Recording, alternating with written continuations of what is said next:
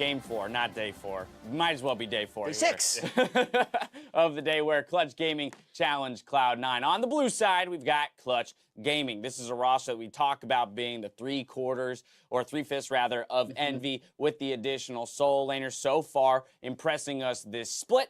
Whereas on the red side, we've got Cloud9 coming into the regular season where there weren't there were many hyped bot lanes looking to contest for the top. These veteran duos have stood out at the start of the spring split. Yeah, and pretty similar teams in a lot of ways, right? You have the first team European mid laner versus the first team NA mid laner from the last summer split. Both of them are import slots from Europe. But as you say, the bottom lane is kind of where we draw a focus today because both of these bottom lanes have performed very well early on in the season.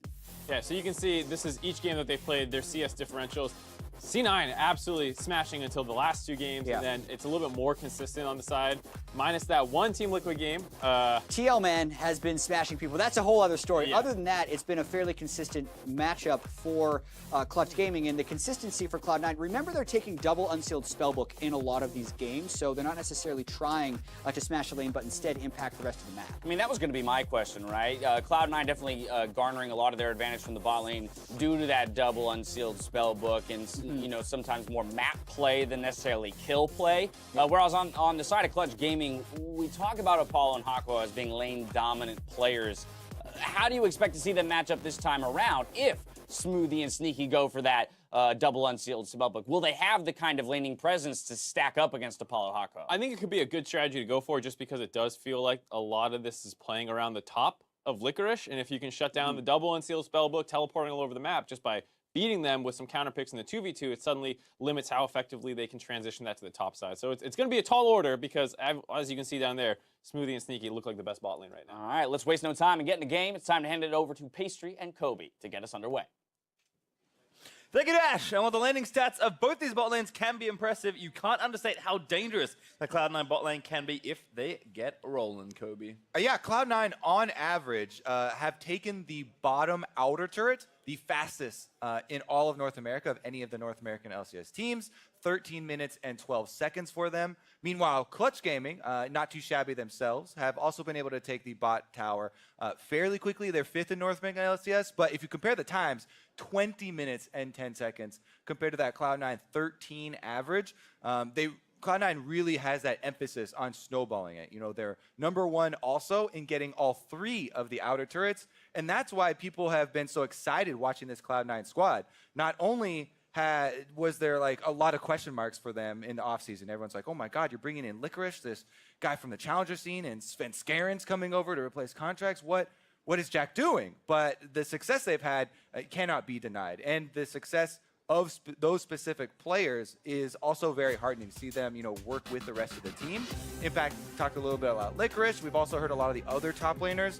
Huni specifically had a lot of praise for Licorice as far as the 1v1. So definitely some better than expected results, basically, from those guys and from the off-season changes. We'll see if they can keep it going, and if we can keep this kind of quick pace going that we're talking about, knocking down outer turrets very early, and trying to snowball those gold leads. Don't forget in the top lane as well for Clutch, Solo is also a newer guy to the league as well, so certainly 2 new top laners battling here, but mid lane bans there for Clutch, very focused. Ryze, Talia, and Malzahar all taken away. Zoe as a 4th mid lane champion. Galio actually makes it 5. All right, where's the Emperor? Pastry, there's one left. Does he make sense? There he is. All right, 6 I got him. mid lane bans in phase 1. Bingo! Honestly, though, this is sick. All mid lane bans. We now get to see more mid laners. We're going to get some diversity here. Woo. So let's start snowballing because, yeah, okay, Varus, blah, blah, blah. You know, he's a very common pick. Honestly, you're a mid lane player, though. Yes. So I've been pretty hyped on Xerath currently. Xerath and Vel'Koz because I'm in love with the long-range wave clear for competitive play. Now, both those champions, a lot of the pro players have voiced concerns about the vulnerabilities of them. You know, getting ganked, they don't build a lot of health. They also don't have their own escapes. So those are 2 options that provide some interesting options for the strategies that you have to play around. Yes, they have these very big strengths of long-range damage and wave clear, and you have to protect the weaknesses. I think, unfortunately, if this is the lock-in, then maybe it's going to shut down. Evelyn very good at ganking those mages, but it is Sejuani paired with the Kog'Maw there for Cloud9. Sejuani deceptively good at ganking the mid lane with her ultimate. The speed of the projectile, you can actually catch a lot of mid laners off guard, either get their flash with it, or at least get a stun landed. Pretty safe though. Actually, both solos picked there for clutch, and all three of their carries locked in. Varus, GP, and Orianna are their first 3 picks. So We're not getting crazy yet, no, not yet. but we are at least branching out. Orianna, we've seen it a bunch already, but it has been fairly standard for most people, unless there's the new on the team, or you're going the Power Beetle route and building an Asher's Tooth. Now this I loved. Cloud9 have shown so much diversity in their drafts, and again, the strength of their players and their willingness to do different things is part of that. You have 7 mid laners effectively banned away from Jensen, and they're like, no, pick no, we're fine. We're totally fine. Jensen doesn't care. Ban 2 more mid laners, please. Well, there's Zac ban, so I like that one as far as ganking the mid lane goes, taking a good tank jungler away from Lyra. But we'll see if Clutch just keep firing away at those mid lane pools. I mean, Syndra's an obvious one. Syndra and Zillion, I think, might be the two, because we have seen the Zillion already from Jensen. But honestly, they very clearly do not care if there's 2 more dropped into it, and it seems like they have, again, practiced another, off-meta pick. And I really do like this about Reaper. So many times, not just in the North American LCS, by the way, even at Worlds, he's one of the coaches that has really pushed for crafting specific counter picks and specifically less used champions, right? They've been one of the teams to really branch out into those other strategies. Great Jungle, the Zillion pick was one of the first ones that we saw around, into specifically the Malzahar, and into teams that are looking for dives. And there's Jarvan banned as well, so a jungler with the expected Syndra ban also happening. Orianna also kind of blocks Cassio as another pick, so you kind of go down the list, and there aren't that many viable, in air quotes, mid laners for Jensen to pick, but he's clearly confident in that he has something to play here, and I think Licorice getting a nod with the more powerful champion in Gnar, so prioritizing the newer member of the team is also a nice facet of this draft. There's Aurelion Sol, by the way, so that is basically 8 mid lane bans. I love that. It feels like they're just throwing eggs at the wall still, trying to see if they can hit the last one, but it doesn't seem like they're going to be able to collect them all. As you said, Cassiopeia is still very much a viable option, and if you're looking at the champ select they have already set before them, with Sejuani and Gnar, they've got very beefy frontline, but they needed something else to complement this Kog'Maw backline, and Cassiopeia plus Kog'Maw are the double machine gun backline, basically. Cassiopeia, being able to spam out her Qs after someone is poisoned, and Kog'Maw, self-explanatory as far as that one goes. So they have been able to line that one up. Meanwhile, let's talk about Clutch Gaming. On their side, the GP, very much a prized pick. And you set up this matchup of Solo versus Licorice, the 2 guys from Challenger who met in the finals. And Solo actually did very well there. And he's the one with the GP. We've seen this matchup over and over into Gnar. And the Gnar, on average, should be able to pressure the GP, should be able to get an early CS lead. However, we've seen GP players outplay it as well. So that is still an option, and we'll keep track of how well Solo can do in this kind of rematch with Licorice in the top side. Jungle matchup will matter here as well. 2 junglers were banned, so Lyra falls back to Gragas as Clutch pick him and Taric as their last 2. Not the most aggressive support 2v2 for their Varus lane. I actually expected Braum, but we'll see what happens here. And actually counterpick saved for Smoothie. See if he has something here in the bot lane. It's probably not Blitzcrank, unfortunately. I am just as sad as everyone else is. Could be Bud. Well, let's try and take a look at what they need. Okay, well, we don't have time. Honestly, though, the hard engage that you're looking for, right? That would be a follow-up to Sejuani or a setup for Sejuani. Svenskeren with the ultimate, he's actually been quite good this season. He got Stixxay a bunch of times in key team fights there, finding ults onto carries. But it makes it a lot easier when you have an Alistar kind of dive buddy situation that people always like to talk about. It also gives you more freedom to kind of choose timings. When you have Gnar up there, you kind of have to work around the rage bar, so that's always up in there. Meanwhile, Clutch Gaming, they've got a very good counter in the Taric. We just saw Team Liquid displaying the power of a well-timed Taric ultimate for team fights. And that is going to have to be in combination with Lyra on the Gragas, using his displacement and trying to really control the AoE here from Cloud9's double machine gun backline, trying to get the Cassiopeia and the Kog'Maw into a more vulnerable spot. I like the Taric as well for protecting, you know, a big carry like Gangplank.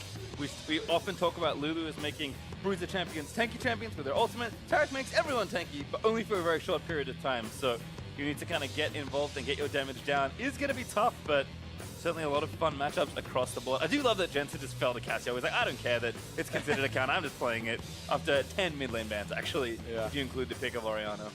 Jensen definitely showing off his champion pool, and Clutch Gaming here going to try and show off some good timings. So I think there is a lot more leeway in the Cloud9 composition as far as pulling off team fights.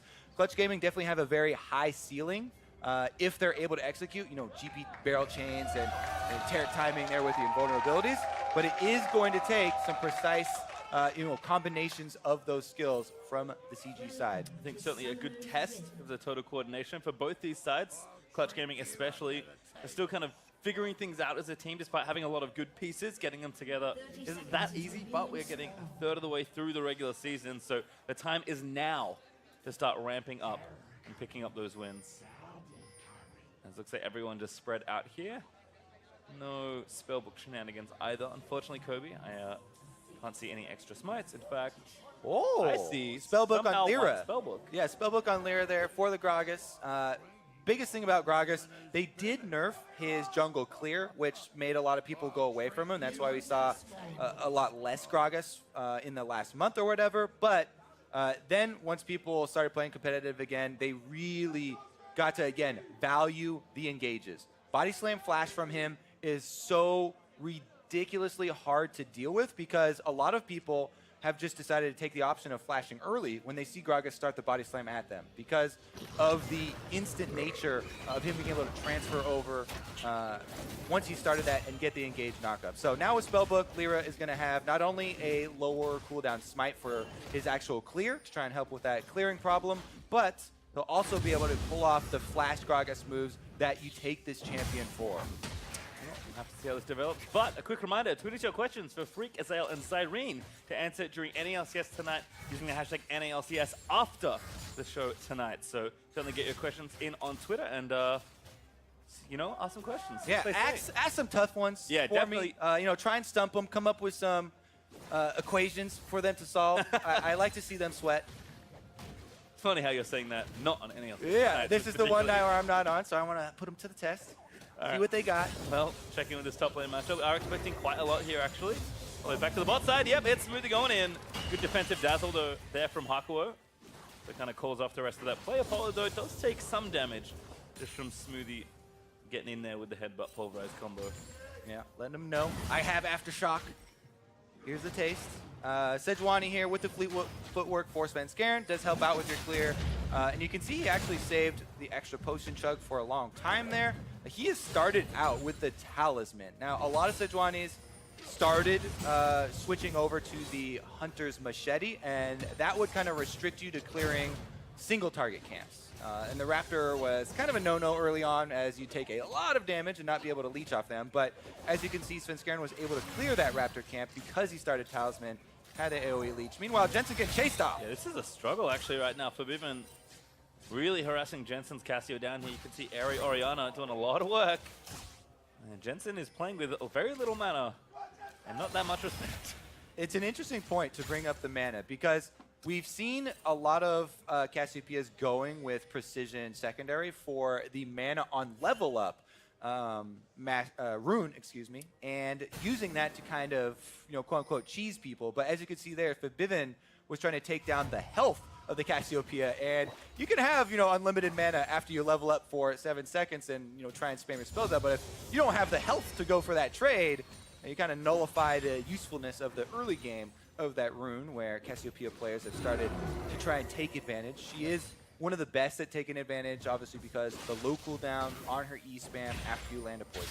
Yeah, we can see Forbidden though, just getting the wave pushed back in, trying to deny a few CS. Jensen did take the opportunity to back, but has a big wave to deal with now. So Biven continues to harass down using those combos. And looks like he'll take his back relatively soon.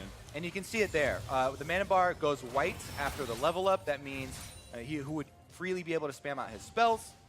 But again, wave placement there for Forbidden was under control, and Jensen had no opportunity to go for a trade. In addition to being down level 4-2-5. Forbidden back as a result. Smoothie back in with a stun onto Hakuo. Slams in with the trample. But Hakuo getting low, gonna chug those potions and Relic shield his way back up. Jensen looks like he's taking another recall. Looks like Tear of the Goddess is on the way. As Forbidden returns with his own mana item here. Last chapter as very kind Lyra freezes and pulls the wave as best he can for Forbidden. He's there to get the CS, so Perfect time leashing, able to get the assist on the minion kill there. Mid laners really do appreciate that wave control, and you can see Forbidden with a decent CS lead building up. Even though it's not manifesting that big quite yet, he still has the minion wave right in front of his turret, so it's perfect positioning.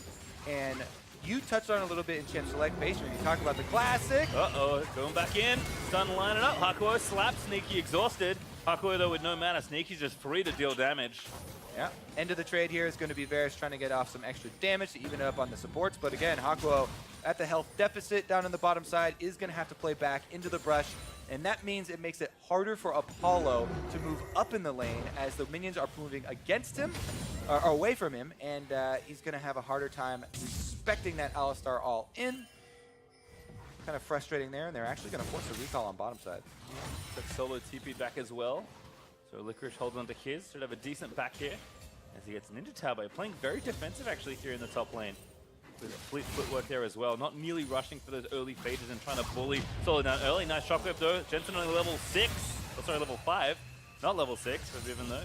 There's some harassment down. Jensen now flashing with his ultimate ready, and that will call Orianna off. Using the Airy rune here for Forbidden to really exacerbate the issue that Orianna versus Cassiopeia brings up, where Forbidden's doing a very good job with his ball control, continually going for the Q movements to harass Jensen when he was going in for the minions. And that's how Forbidden's been able to eke out this small lead, which is very important at the pro level.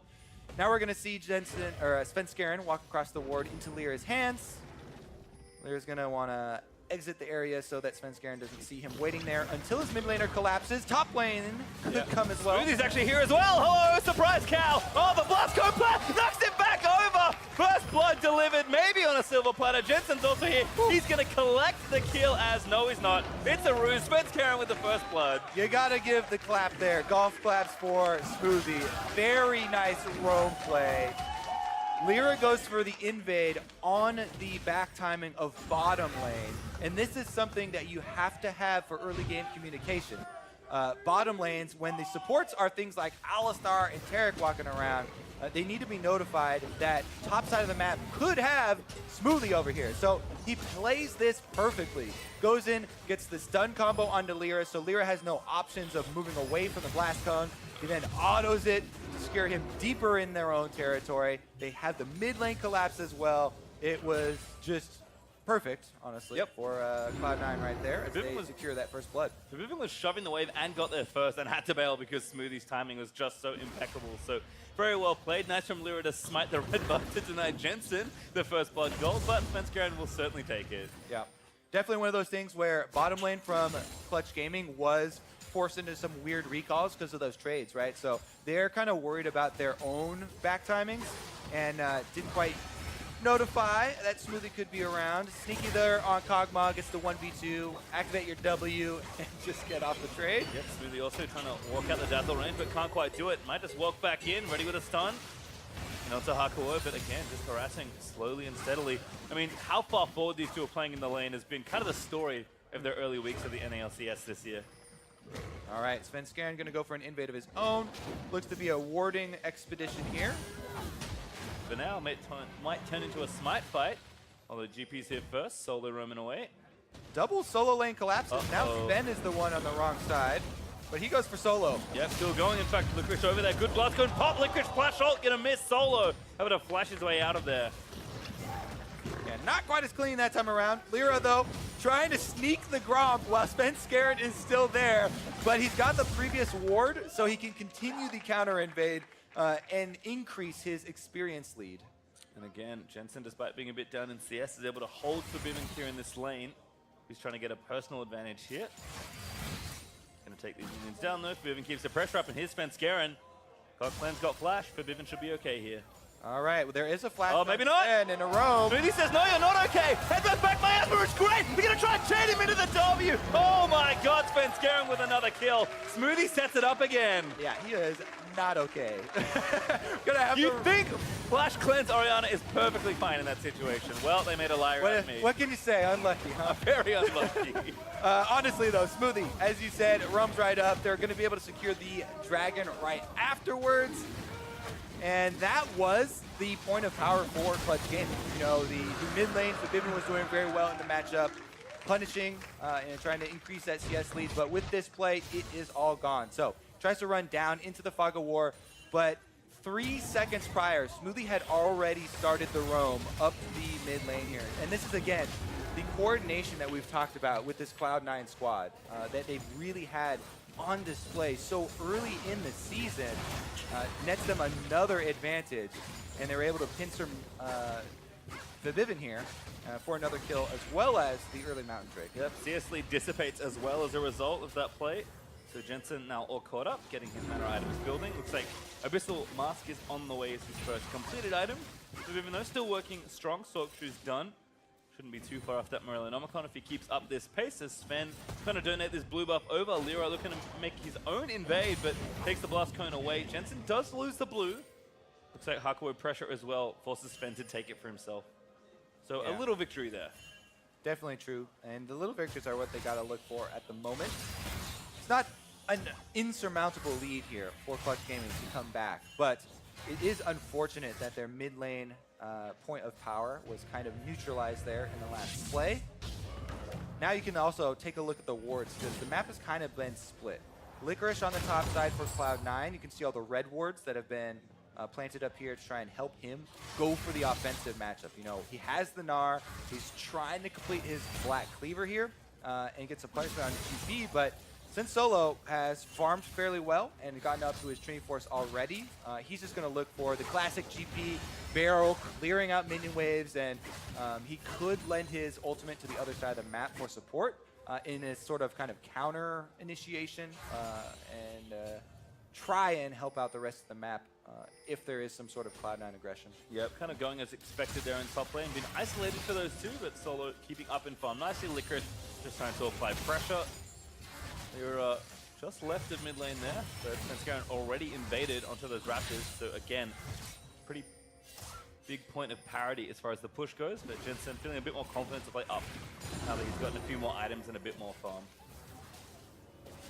Meanwhile, speaking of farm, bottom lane going to exchange the waves. Clutch Gaming should be able to clean that up nicely afterwards. And the other half of the map that we didn't touch on with the warding was all of the wards Clutch Gaming spent on bottom side. The Dragon's actually not coming up for quite a while, so all these extra control wards and the deep vision that they have is a good first step, but it's kind of difficult to defend, and I'm very curious to see the next couple steps here for Clutch Gaming to see if they are really able to make use of the vision investment that they've made on this bottom side, or if they're just going to kind of use it to keep them safe. Currently, Cloud9 already off to another roam here, as they've sent Smoothie top and Sneaky back down bottom by himself. As you can see in the base, though, Hakuo now for Clutch Gaming trying to answer and get up to the top side of the map. Yep, he's got some magical footwear, but that's not going to outrun the Moby Boots, as Smoothie's actually already booking it back towards the bot lane. Licorice has done a nice job getting that turret low, but looks like they didn't want to overcommit to that play. Instead, they consolidate here to the Rift Herald and just try and more slowly play this mid-game. Yep, Cloud9 going to pick up the extra objective here. As you said, they have the vision control on that top side. And the bottom side vision did see Smoothie roaming back, so that's why we saw Hakuo altering his path there, heading back down to help out Apollo, continue their CS. Rift Herald picked up with no confrontation. Svenskeren able to claim the eye. Damage they can get done with it, but they're still playing pretty far up. That Mountain Drake that C9 got as their first early Drake is going to help him knock down that turret 1v1. Solo, it's about keeping up in gold.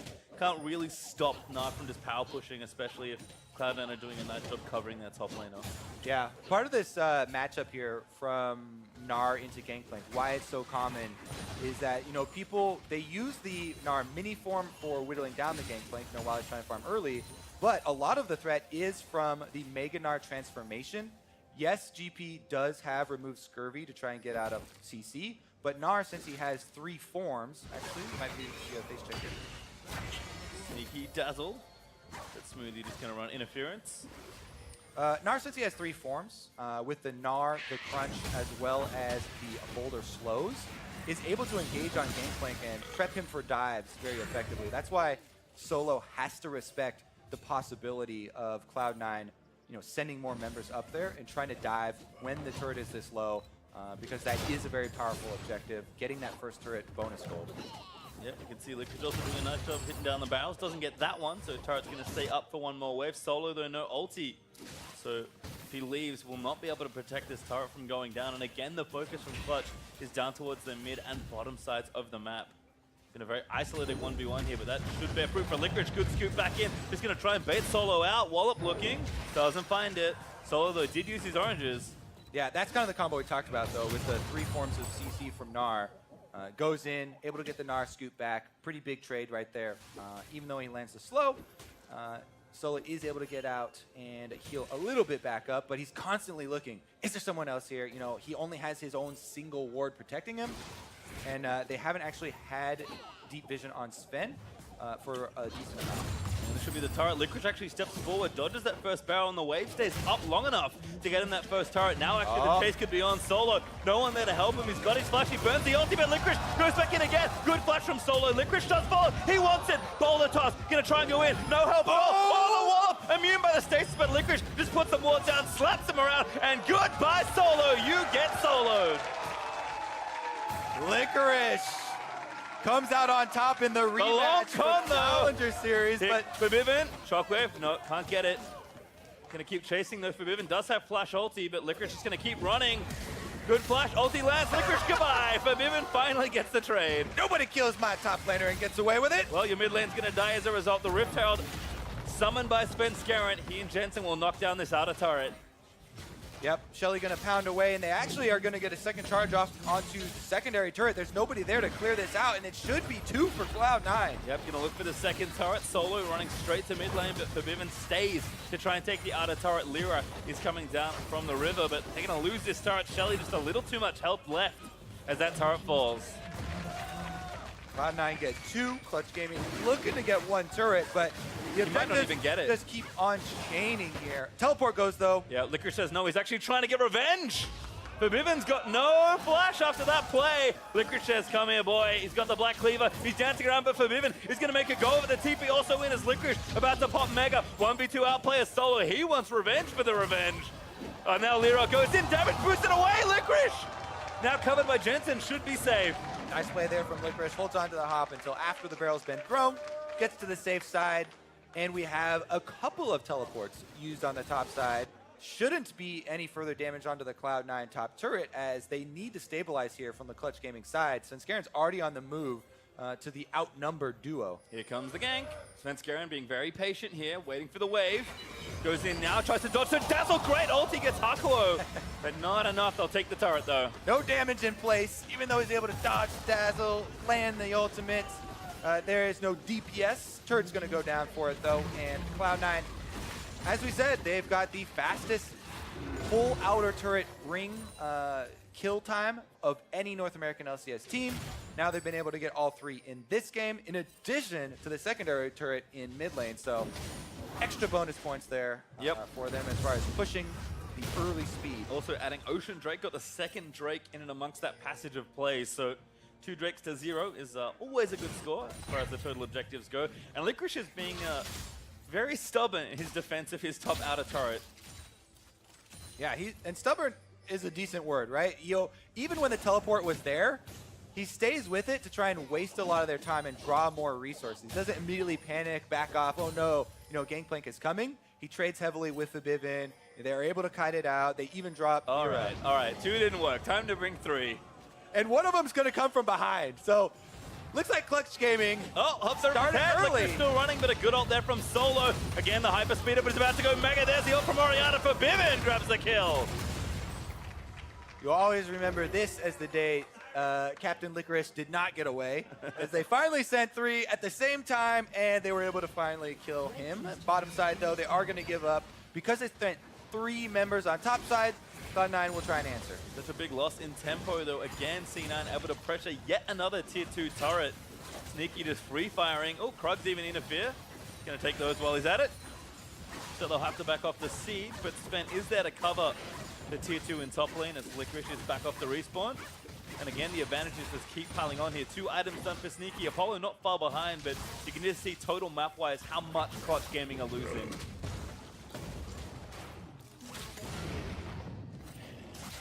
Still though, the strength builds. So Viven still had a good lane for himself, a bit behind in gold, but will be more than relevant when these team fights do start. Leandru's tournament almost finished for him, as the 2 components just waiting on the completion. And perhaps around the Baron, or maybe that next Drake, although an Ocean usually doesn't incite too much action. CG have the team fight potential and the damage to win a team fight if they can set it up properly. And I think the worry for me is that Licorice, especially now finishing that Fromo, means that the side lane pressure that he can apply with a map being so open just creates more problems than you really have answers for currently. I like that abbreviation here. Fromo? Frozen Mallet, yeah. Took me a second. I've never heard that one before. That's an oceanic special, Kobe. Freak always calls frozen yogurts Froyo. So I just imagine now this mallet covered in frozen yogurt, and that's how it slows people down. That's it. They get all sticky. Don't tell them the secrets. That's the law we That's fine. I really do like looking back at what we were talking. Oh, never mind. All right, let's look forward to this. Hako are going to get put in the bounce house. Ulti down, a little late. Already burned the flash, but deal with it. Sunglasses come down. He'll be invulnerable for that. And play continues. Jensen, looking for something spicy, decides to call it off. Immediate Baron pinks here from Cloud9, because I was about to talk about looking at the timings on these ultimates and the precision that you're looking for with a Clutch Gaming combination here. But now that there's no Taric ultimate, no Varus ultimate, and no Gragas ultimate, Cloud9 trying to pressure them and lure them into a bit of a bait here around Baron. Well, no vision, but Clutch playing carefully. Sven Scarin does clear out the rest of that vision. Sneaky shows on top side, so Clutch know for now that Baron is unlikely to have been started. But still converge back to the objective. Licorice even moving over. He's like, hey, look where I'm going. Baron has been started. Cloud9 trying to burn it down. This is a Mountain Drake backed Kog'Maw and Cassiopeia trying to DPS here, but Lyra sniffs it out. Yep, Smoothie has been great at keeping junglers out of the way. Might just try and start the fight. C9 don't want to overcommit into the Orianna ultimate. Clutch Gaming looking for the angle to start the fight. Licorice here first, though, getting mid lane pushing back. Yeah, that's a very dangerous game to play. When you have these big AoE ultimates available from the Clutch Gaming side, the worst thing would be for Cloud9 to get themselves pinned in that small area of the Baron pit. It was a decent attempt, though, and you could tell that they were ready to pull off it at any sign of Clutch Gaming. So well played from both sides there for Clutch Gaming to stop them, go and sniff it out, but also from Cloud9 pulling off the objective when they know that they've been found. Yep, bought time for themselves though, so actually going to go recall. Spend quite a lot of gold that they had built up. You can see 2 items, already mentioned Licorice, but both Jensen and Sneaky there as well.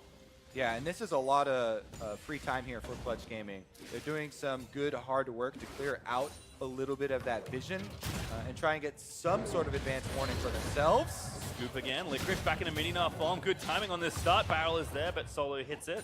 Able to get that movement speed to run away. Gonna need it here versus the Gnar. Yeah, Solo's starting to scale up here on the gangplank, after you've got your Sterix Gage backed Trinity Force. Those two have great synergy. Sterix Gage buffing up your base damage. Oh, hello, Forbidden. I would like your flash. Would you give it to me? Forbidden says no. Has his bot lane there for safety. Now going to turn it back around. Doesn't pull the trigger on the shockwave though. Jensen instead just going to push this wave back as Clutch. Really nice defensive play actually around this Baron. C9 are playing patiently, but Clutch are making sure to get the information before they face check. And it is something I miss often. Yeah, exactly. It's a tricky game to play if you're playing this from Clutch Gaming side, because you're trying to poke and prod and keep enough vision so that they don't burn this Baron down. With the Cassiopeia, Kog'Maw, Mountain Drake, the timing window is very small there, and it really does have a high risk because you also have a very difficult time face-checking Alistar Cassiopeia as far as the pickoff. is concerned. But Sneaky also has to go by. He's been out on the map for quite a while, threatening around the Baron area. Licorice roaming back into this mid lane, looking for a flank against C9, threatening for this Baron. Licorice here to cover. I think CG have to know that something's up. And there's the GP ulti. He's going to find a bit. C9 going to stick on the Baron and finish it. The fight ensues though. Licorice though, again, threatening the flank. TP in, it's solo. TP, not great, but Apollo with a good ultimate. Finds Sneaky, pops his stopwatch, go back in for the protection. He flashes out of the way. Good coverage by Spent with the Glacial Prison, and Cena might look to re-engage. Ulti though, 4-man shockwave's wonderful from Forbiven, and that's gonna call it off. Yeah, they're gonna discontinue the chase right after that one. But all in all, very well played by Cloud9, and they're happy to get out of that with burning the double summoner spells on Kog'Maw. Clutch Gaming, though, having seen that and gotten that pick, which is a very good ultimate from Apollo, that's going to be their target, right? They'll take the consolation prize here of the Ocean Drake, and then when the siege comes, all eyes are going to be on Sneaky, on this Kog'Maw. He is the prime target, doesn't have either of his summoner spells or any sort of jump on the champion's kit. And we'll have to see, will Lyra, will Solo, will Forbiven be able to get those big ultimates back onto Sneaky and try and take him out early on, because if they're not able to, this is a baroned up Cloud9 with a high-powered DPS backline that are coming for some inhibitor turrets. Yep. Because the secondary turrets should be the easier task for them to take, and I don't think that Clutch Gaming are going to make their big stand at one of the secondary turrets unless there's a big misposition from C9. Taken one of them already as well, so have a better angle of attack here in mid lane. Licorice though getting things going in the top side, and C9 just playing back through top and mid, trying to find a pick. Decent vision here from Clutch is covering some of these moves, but C9 again just taking over and making sure they get the siege damage done. All right, Lyra on Gragas. Is he going to hit the ult onto Sneaky? There's not any extra defense for Cloud9 to try and dodge that or protect him from it. So he's going to have to play fairly safe. Clot Wave also growing for C9, but not quite in position to threaten another tier 2. So actually wasting a little bit of time here with the Baron. Clutch again following them nicely through these rotations with some pretty hefty wards in key places, despite all the sweeping and control wards that Cloud9 have tried to put down. But still, they got a minute left to try and break some of these turrets. Yeah, and a minion wave will come every 30 seconds, so that's 2 more minion waves for them to push on. This one right now is a 2.5 stacked wave for Cloud9, so they should be able to power through. This one should be straightforward, but what else are they going to get? Clutch decided to give it up instead.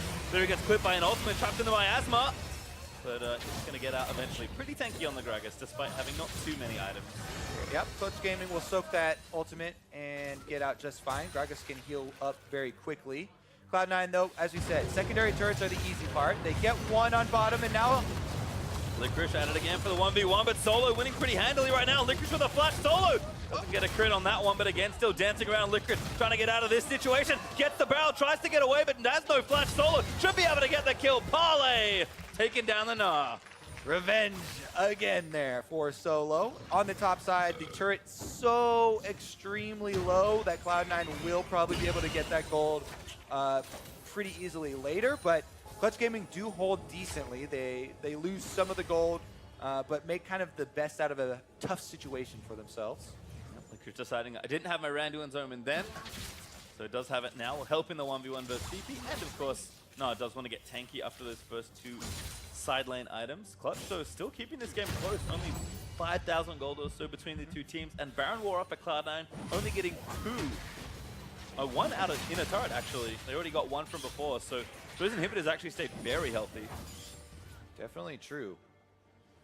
See about a reset here, because even though there was a good defense by Clutch, one of the problems that teams will face after holding against a Baron Duff team is that you've been cooped up inside your base past the 3-minute mark. So wards are expiring across the map, and it becomes a little bit difficult to try and re-establish a foothold on the map with which to try and create plays from. So they slowly want to move out, get some vision for themselves, and you can see them moving into the bottom half of the map right now to place those wards. Hako is going out, trying to get a little bit of an opening for themselves. You can see, looks like Pressure transferred to the top lane here for the Cloud9 duo. Licorice splitting bot, still versus Solo, who went Essence Reaver with that first Zeal and now has a second Zeal. So Infinity Edge, if it's on the way, will be quite delayed. But Gangplank will still do plenty of damage without it. Sneaky able to steal that Gromp away, and again, Clutch have to move in pretty tight packs as a 3 or 4 man unit, but that's kind of what's required right now to let C9 not attack you. Licorice backing onto Solo, but seen this song and dance before. Let's see if this works any better. Ultimate drop. Licorice actually, I think, has enough. Still tanky with the Randuins, but can't actually get through the GP hole. Yeah, most of it was the race from other people trying to join that fight. You could see the double roams down as both teams were kind of single file streaming towards the confrontation. Meanwhile, it looks like Forbidden has backed up Solo and they're duo farming that bottom side. So just trying to push the wave back out. Cloud9 though, their main objective at this point during the lull is to establish that constrictive line of vision. And you can see them moving up a lot of control wards to eliminate that work that Clutch did right after the Baron expired. So that's where a lot of this Cloud9 vision denial is really coming from. Baron's up in 58 seconds, and they'll be able to start that one. And I feel like we've seen quite a lot of this from C9 early this season, where the total map play has been really strong. You mentioned they're the team that takes the 3 outer turrets the fastest, and this is a pretty low kill game. Both teams even at 3 kills apiece, but Cloud9 have still built a massive gold lead just based on how well they've played the map. It is nice to see this team playing a little less bloodthirsty and with a little more brain. Reaper must be very happy. Well, here we go. Brain is on attack as they engage onto Hakuo. They know that they don't have to expend any sort of extra resources to go for a play, though. They can just slow push on bottom side. Licorice is moving up with the Gnar. Then they can retreat back to the comfort of their control wards and try to bait again. And that's exactly where we'll be. Solo still keeping the Gnar at bay, but Licorice getting even tankier with the Spectre's Cowl added. Baron is up in 3 seconds. And the DPS is there between the Cassio and the Kog'Maw. Cloud9 want to try a rush, but good ward there in the Pixel Brush. C9 haven't quite set up just as well as last time. All right, big combination to try and look for from Clutch Gaming side would be the GP ultimate to land slow, and then Lyra going in on that Gragas with his spellbook for the body slam flash play with the ball from Oriya on him, so that the Viven would look to land a shockwave on the back line. That is hard to pull off, and that's why we said they needed that coordination with his composition. But right now, not gonna have time for the ulti. No flashes out, but doesn't burn it. Still healing up out of the way. Apollo with an ulti, it's a sneaky, but team there to protect him. Hakuo, no flash though. And Taric very low. The big thing about Taric is the timing with your ultimate. Now he's so low, he's in danger of getting bursted before it gets down. Oh, Smoothie again. Look at the engage, causing Radiant's channel though. Clutch can maybe turn around, but Apollo almost goes down. Will die at the end for Jensen there as the poison ticks. And now Jensen on the attack, but the Permafrost there stuns up Lyra. A combo there from Smoothie nets Jensen the double. And they start the fight and get 2 clean kills, running straight back to Baron. Yep, Cloud9's patience around the vision control pays off. They get the pick, and now on bottom side, Solo's trying to create something by himself. Another 1v1. Licorice needs to be careful, can't get that barrel, but never mind for now. C9 happy to take the Baron instead. Clutch Gaming, no contest, and looks like Licorice and Solo tear away from each other as Baron number 2 goes over to Cloud9. All right, Cloud9, another 3.5 minutes to try and work with the pressure. Here's it from the perspective of CG. That's why we said it's so dangerous. You have to poke and prod. But Apollo walking up that close, he was trying to get into range of scrying orbing the Baron pit itself, but got into range of the engage here from C9. They come straight out of the bush. Once again, Smoothie does not hesitate. Flash on Alistar, gets to the back line. They kill him, even with the Taric ultimate eventually coming. And this pressure looking a little better with the Baron buff for just under 3 minutes. Tier 2 in top lane falls down. Cloud9 now have claimed the 6 turrets here with all the tier 2s falling. Now just have to break these inhibitor turrets and start getting those super minions rolling. Clutch though did defend well last time. We'll see how their defense holds up now, even further cornered back into their base. Got to think that a dive is actually a possibility here for Cloud9 if you look at the composition they have set up. So, prepping all the side waves first. Licorice pushed up on bottom. They've sent Jensen on top. And then they will meet up, it looks like, around top side for that hard push. Gold lead's also nice for Cloud9. Actually, almost 10,000 gold up, but they have a lot of gold in their pocket. Still forbidden. One man Nobody up ulti here. finds the tank. This car is just gonna get demolished here. The Cogman was able to take that. Licorice again pressuring mid, so not far apart from each other. Inhibitor's starting to get exposed here, and Forbidden does not have ultimate for a little while longer. Yeah, using that one for some wave clear and a little bit of damage onto the front line that gets healed up immediately. It's a very big cost though, because as you said, the big play. Oh! Spends in, found one. Takuo again. DPL's going to try and prevent the rest of that, but the Inhibitor forced Cosmic Radiance down as Spend, forced to get away. Licorice about to transform though, as Smoothie also popped his ulti. Polo doesn't have Chain of Corruption, used it already in the fight. Cloud9 walk away. Bunch of ultimates used, so the counter from Clutch Guardians not very threatening anymore, and Cloud9 able to leisurely walk out of the base. Their objective has been completed. Inhibitor on top side is done, and they have 2.5 more minion waves to work with this Baron, trying to push up and pressure mid, with that one being the next on the list. Now, you can also, right now, you see this minion wave on top side slowly moving up. This one for Cloud9 is the first of the super minion waves, so that draws pressure by itself. That's why Forbidden walked halfway over there to try and deal with it before retreating over to the other side of the map to help out with his team, trying to set up vision, because Clutch Gaming are looking for the one big counterplay, and they decided that was worth the kind of extra time investment and the risk. Take their time to at least sneak Dragon away, so we'll take the second Ocean off the table.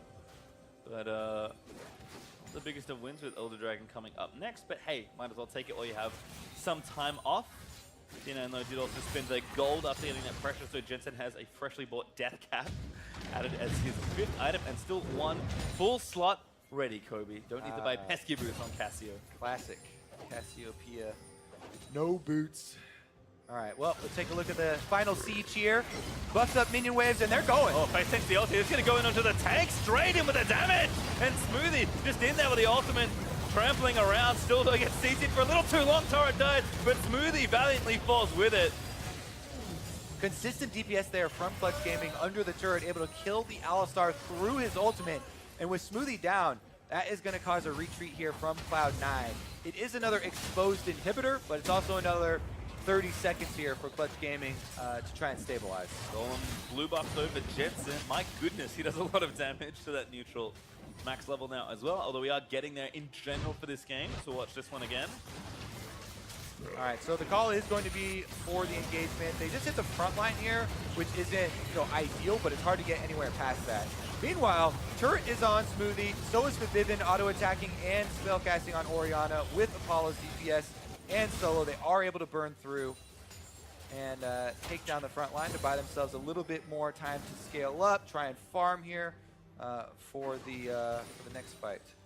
And although Orianna and Varus are a little far away, Solo is definitely getting there. He's more than 1,000 gold ahead of Licorice, which is pretty impressive given that the total deficit between the two teams is approaching 10,000 gold. So I assume that's an Infinity Edge as his next item there. Should be done relatively soon. If anyone can help bridge this game from late to late, it could be Solo.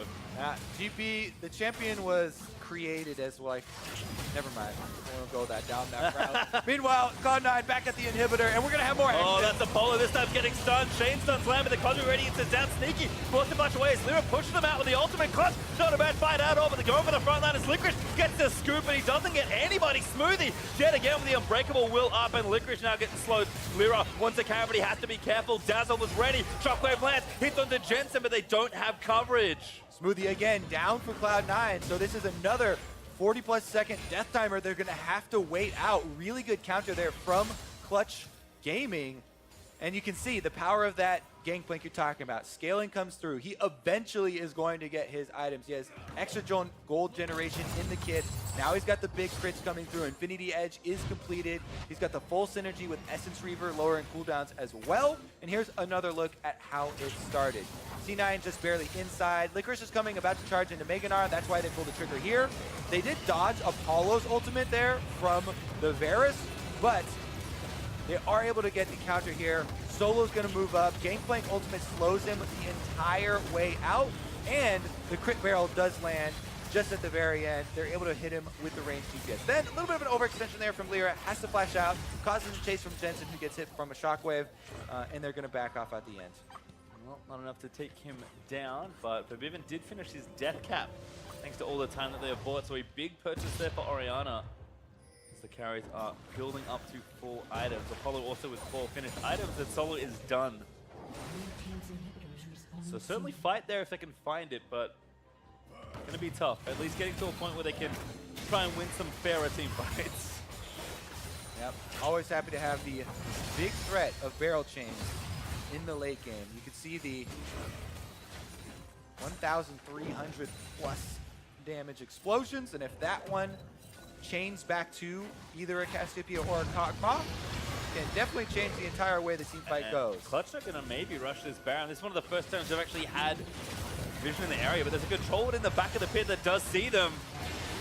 C9 gonna try and poke them off. Clutch Gaming maybe overcommitting here. But ulti from Sven finds the jungler. Lyra gonna go back in. Doesn't get anyone really, but the healing still from Tarek coming out. Gangplank ult is nice for the zoning, but reset fight. Cloud9 did expend their Sejuani ultimate, but I think you're right. It's a very good exchange because 3 of the ults were used from Clutch Gaming, and now it's Cloud9 that wants to force the issue, knowing that so much of that zone control is down. Yeah, and Clutch is shot out from vision as well. Jensen with a great miasma cuts that one choke off, and that's going to be Baron down. C9 just do too much damage. Able to kite out right there, and that's the discrepancy in cooldowns. Well played by Cloud9, and the patience of this team that have one of the fastest, early games. In the late game, they also have been very calculated. And again, focusing on those objectives. Here we go, another Baron buff for themselves to push on some exposed inhibitors. The advantage kind of keeps cascading here. It was 1 inhib last time, got the inhib turret down in mid, now 2 inhibs ready for the taking. And of course, if they can find a one-sided fight, the game will shortly fall after. Clutch again have been very persistent, sticking in this game over 41 minutes.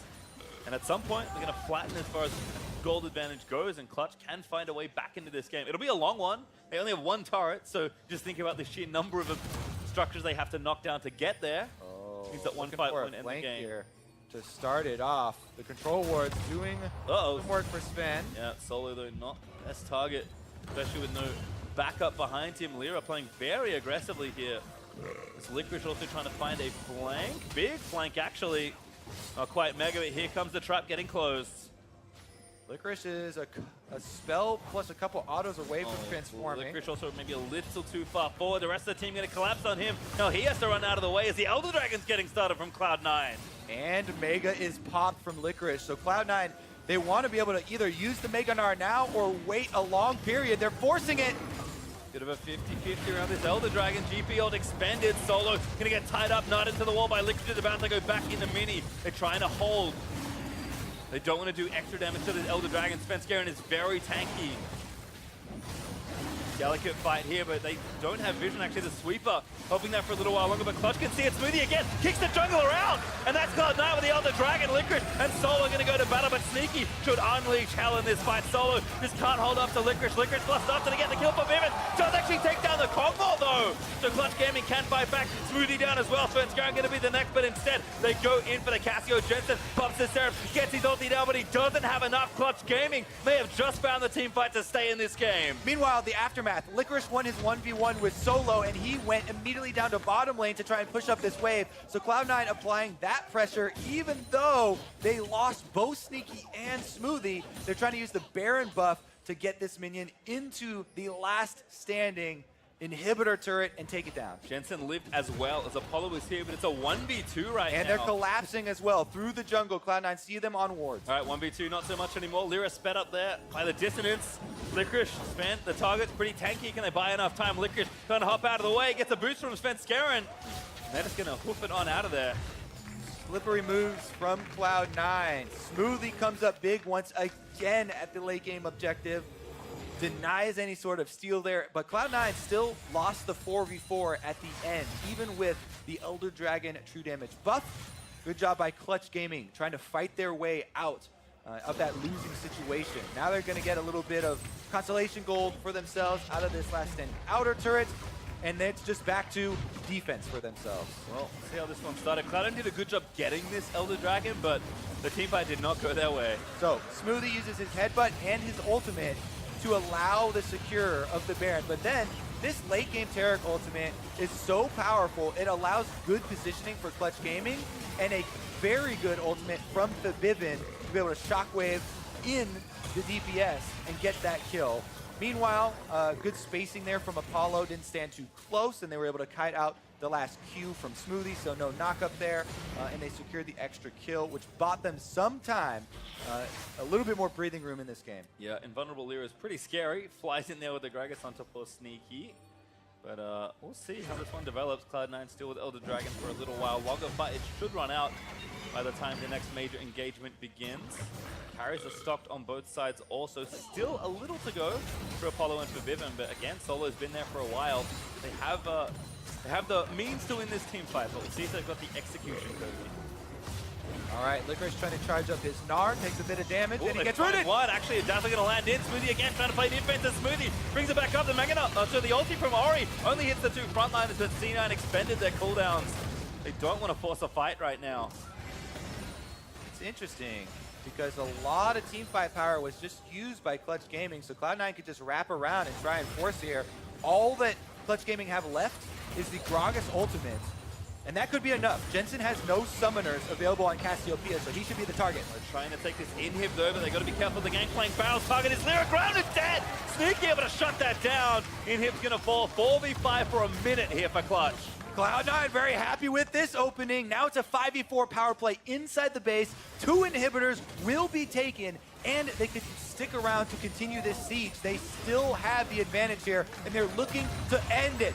Solo trying to bounce the barrels around, but C9 staying pretty diligent, either stepping away or hitting them down. Smoothie getting aggressive, threatens them off away from the Nexus turrets. Mega Licorice also looking for Vivin. Back with the shockwave. No, not just yet. Needs to find the angle. Sneaky onto the turret, takes it down. Poki's incoming. Cloud9 need to be careful. Lyra up in 20 seconds. Lyra about to come up. He does have flash, so Cloud9 back up a little bit, but Lyra goes in for the trade.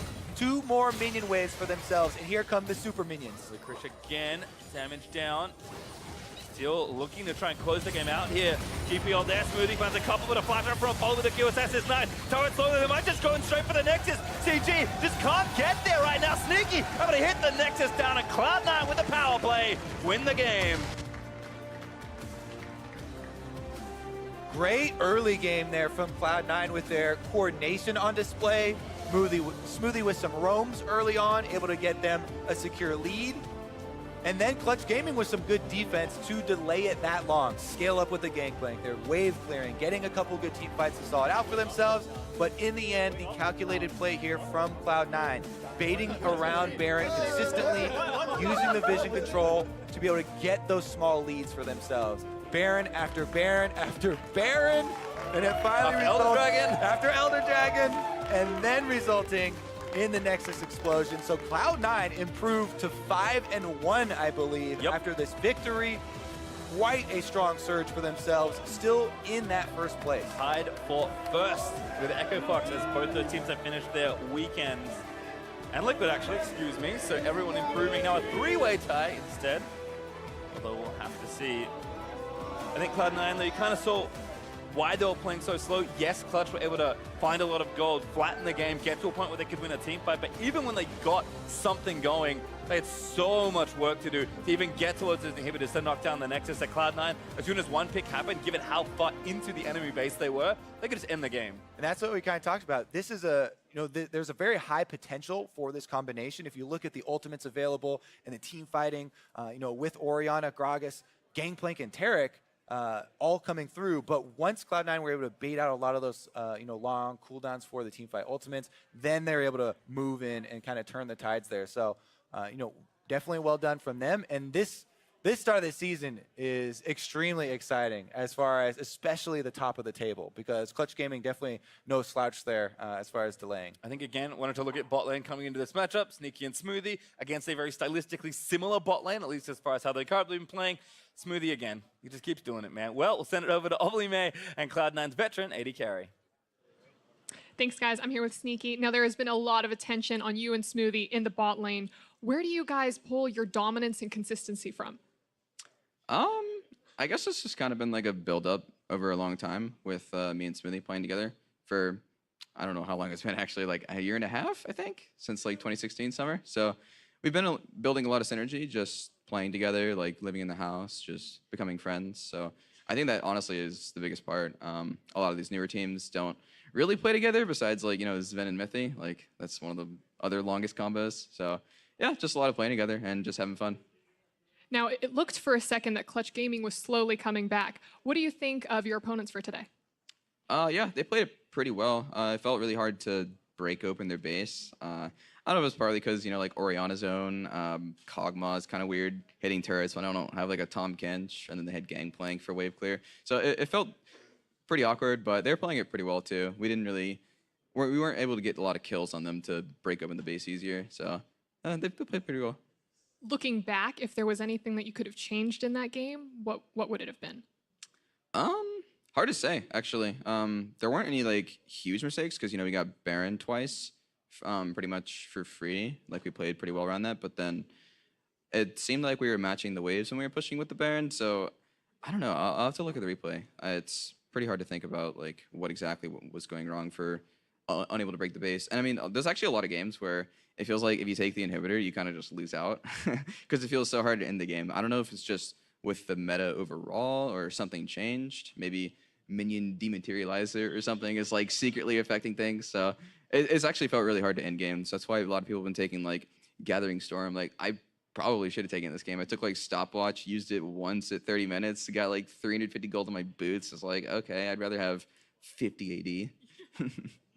Well, now you guys are tied. There's a three-way tie for first place. You, Echo Fox, and Team Liquid. Who you play next week? How confident are you going into that match?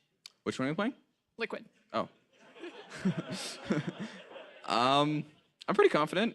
We've been scrimming Liquid quite a good amount, so we kind of know how they're doing, and I hope we can win against them. We got Impact, got to play against him and prove that he was wrong.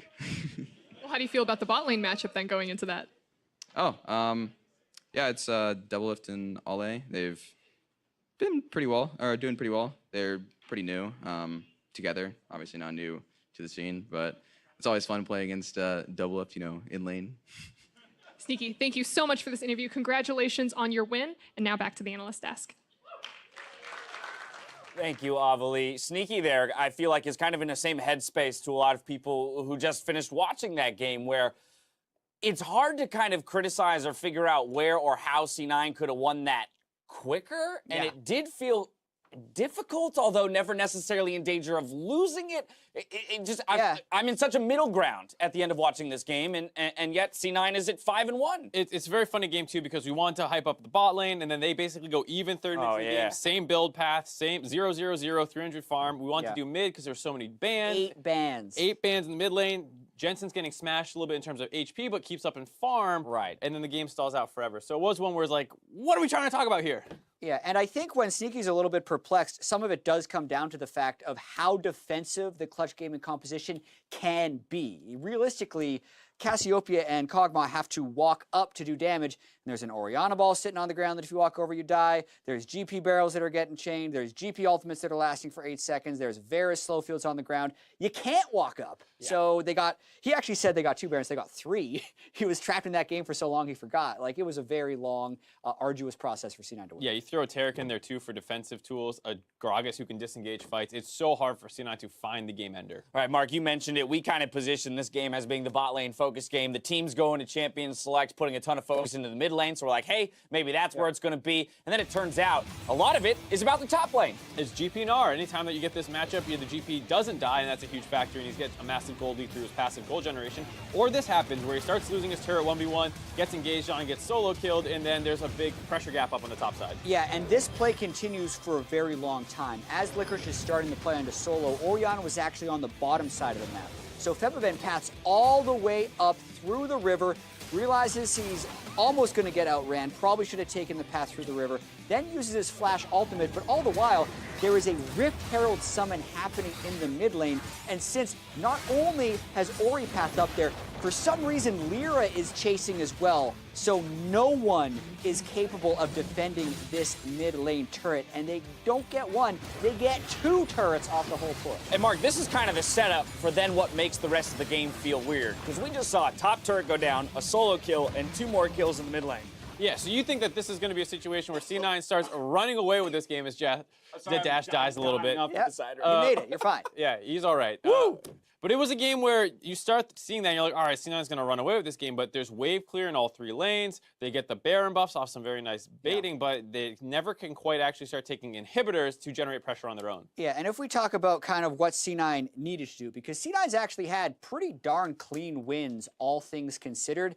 Kobe mentioned some stats at the start of the day. They have gotten the first 3 turrets in all of their games. They have gotten the first Baron in all of their games. They've gotten the first Dragon in all of their games. So in that way, they're very dominant, but they don't necessarily look as fast as Team Liquid, but it's, I think, because they take lower risk plays, and we have an example of that in this game. Okay, yeah, so I was going to ask, when you're in this situation, you've hit the lull, where do teams break the game open? What is the tool you use? Vision! Vision control and bait. So 4 control wards set up in that river. Yeah, 4 control wards. Apollo gets a little bit ahead of the rest of the team. Needs to get that trinket down in there, but he needs to let Lyra get a little further ahead before he does that. He gets opened up on, dies at the tail end of this, and the rest of C9 is able to chase through and find kills. Very hard to do this if it's in a base with turrets backing you up. Yeah, and the whole reason that was capable of working is because they had the 4 control wards that cut the vision out that far. So if you're going to check the first brush safely, you're probably giving them the Baron, and Cloud9 was playing that mind game with Clutch Game. Yeah, Kog'Maw and Castium means you need to react very quickly anytime you lose that vision control of Baron. Look at that damage dealt by GP. Yeah, well, it's because they're on the defensive the whole time. C9 has all the map advantages, right, with all the Barons and all the turret pressure, but they're very rarely able to actually fight Clutch Gaming. So Clutch Gaming has way more damage in this game. It's just it was always from the back foot and never fatal. Slow win, but solid win for Cloud9. The one thing I want to talk about is a look ahead to that Team Liquid matchup. Now, 5-1 teams. What are we thinking about that preliminarily? I'm not going to talk about the bot lane, so hopefully something happens in the bot lane. There you go. We tried to do that this game and nothing happened. So, I'm looking forward to the top lane matchup, Impact versus his replacement. Yeah, Actually, that is a sick matchup. Yeah, there's a lot of things to talk about, so I'm not going to tunnel on the bot lane. Yeah, 3 5-1 teams now, with Echo Fox also being up there at 5-1. So a lot of teams kind of jumping ahead of the pack. But based on quality of wins, as we mentioned, Cloud9 dominating the early game in all of them, and then Team Liquid, the team with the 4 fastest wins in the LCS, I think they're the 2 strongest performing teams so far. And it's going to be, I think, a battle for perceived first. Depending on if Echo Fox gets first. Yeah, and also potentially real first. Way to suck the air out of that one, Chad. For perceived first. All right, I'm going to go get a drink of water. You do the same. We're stepping away when we return. Counter Logic Gaming and FlyQuest duke it out. Meet us here after the break.